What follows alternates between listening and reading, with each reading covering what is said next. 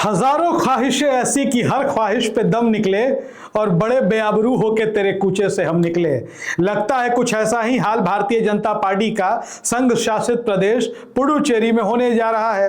कहने के तो ये राज्य बहुत छोटा है, विधानसभा की मात्र 30 सीटें हैं, लेकिन भारतीय जनता पार्टी, उनके समर्थक और उनकी समर्थक गोदी मीडिया जब देश के कितने राज्यों में उनकी सरकारें हैं उनकी गिनती गिनाना शुरू करती है तो पुडुचेरी का नाम भी बड़ी प्रमुखता के साथ लिया जाता है। हालांकि आपको बता दें कि पुडुचेरी में एनडीए गठबंधन की वर्तमान में सरकार है, लेकिन वो सरकार गठबंधन में all India N Rangaswamy Congress के साथ है और एआईएनआरसी जो पार्टी है अब वो भारतीय जनता पार्टी के साथ आगे जाने के मूड में दिखाई नहीं दे रही है। ऑल इंडिया एनआर कांग्रेस अब भारतीय जनता पार्टी से अपना पीछा छुड़ाना चाहती है। स्थिति ऐसी आई कि जब भाजपा के केंद्रीय नेता मनसुख मंडाविया सीट बंटवारे के मुद्दे को लेकर के पुडुचेरी के मुख्यमंत्री से मिलने पहुंचे तो मुख्यमंत्री महोदय भाजपा के नेताओं से सीट पर चर्चा करने की बजाय मंदिर में मत्था टेकने पहुंच गए, मंदिर में दर्शन करने पहुंच गए।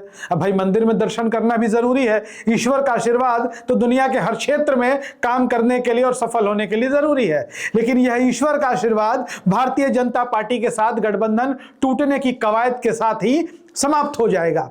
और यह तय हो चुका है कि भारतीय जनता पार्टी के साथ ऑल इंडिया एनआर कांग्रेस का गठबंधन लंबे समय तक टिक नहीं पाएगा। इसकी 2-3 वजह हैं, आपको बता देते हैं। सबसे बड़ी वजह कि पुडुचेरी जो है वो केंद्र शासित प्रदेश है, यह जानता सब कोई है। और ठीक चुनाव के पहले एन रंगासामी जो मुख्यमंत्री हैं उनका कहना है कि अब नहीं और चलेगा, पूर्ण राज्य का दर्जा देना होगा, पूर्ण राज्य का दर्जा देना होगा। और चुनाव के पहले इस मांग ने जोर पकड़ लिया है पूरे पुडुचेरी में।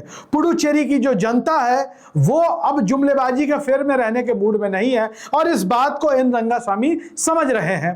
अब पूर्ण राज्य का दर्जा देगा कौन? तो दर्जा देगा केंद्र की सरकार, और केंद्र की सत्ता में बैठी भारतीय जनता पार्टी, एनडीए की सरकार, दोनों हिस्सेदार। मतलब कि केंद्र में भी एनडीए की सरकार, पुडुचेरी में भी एनडीए की सरकार, डबल इंजन की सरकार। तो कैसे होगा आर पार, कैसे इस मामले से निपटेगी पुडुचेरी की सरकार? क्योंकि जनता की है दरकार, अब हमें चाहिए पूर्ण राज्य का दर्जा, स्टेटस पूरे राज्य का चाहिए। और दूसरा वो चाहते हैं कि एनडीए ने किया क्या है कि जाने माने लॉटरी किंग, जी हां, तो लॉटरी किंग मार्टिन के बेटे चार्ल्स मार्टिन की पार्टी एलजेके की एंट्री जो है वो एनडीए में करा दी गई है। और एन रंगासामी जो हैं इसके विरुद्ध हैं, वो नहीं चाहते हैं कि किसी तीसरी पार्टी की एंट्री एनडीए में हो जाए, लेकिन हो गई है। हालांकि भारतीय जनता पार्टी यह बताने की कोशिश कर रही है कि देखिए कोई बहुत खास फर्क नहीं पड़ेगा, जो तीसरी पार्टी आई है उसको हम लोग एडजस्ट कर देंगे। लेकिन एन रंगासामी है जो मानने को तैयार नहीं है। वो कहते हैं ना कि दिल है कि मानता नहीं, वैसे रंगासामी है कि मानते नहीं। और अब इस बीच लग रहा है कि गठबंधन टूट जाएगा और चुनाव से पहले भारतीय जनता पार्टी की एक राज्य में सत्ता से विदाई हो जाएगी। हम ये खबर आपको इसलिए बता रहे हैं क्योंकि बाकी दूसरी मीडिया आपको ये खबर नहीं बताएगी। पुडुचेरी को आप कह सकते हैं छोटा राज्य है, लेकिन छोटा राज्य है, गिनती तो गिनाया जाता है एक राज्य के बराबर। जितना उत्तर प्रदेश में भाई एक राज्य में बीजेपी की सरकार, दूसरा राज्य पुडुचेरी भी बताया जाता है।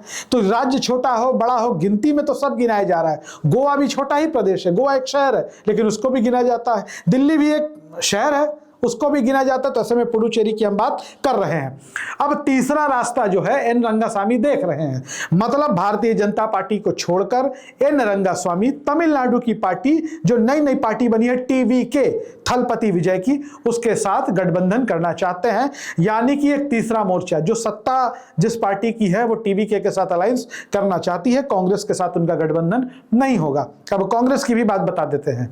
कांग्रेस और डीएमके का गठबंधन यहां पे पक्ष में है और कांग्रेस और डीएमके के गठबंधन के बीच भी सीटों पर आखिरी सहमति नहीं बन पाई है। हालांकि कई उम्मीदवारों ने नामांकन करना शुरू कर दिया है। डीएमके के एक उम्मीदवार के गठबंधन की सूचना होने से पहले, गठबंधन सार्वजनिक होने से पहले ही नामांकन कर देने की सूचना है। पिछले चुनाव की भी बात कर ले तो पिछले चुनाव का वोट प्रतिशत अगर हम जोड़ें तो एनडीए को लगभग 44% वोट और यूपीए या कह लें कि इंडिया गठबंधन को 37% वोट हासिल हुए थे। और और ये अंतर जो था लगभग 7%, 8% के बीच में था दोनों गठबंधनों का।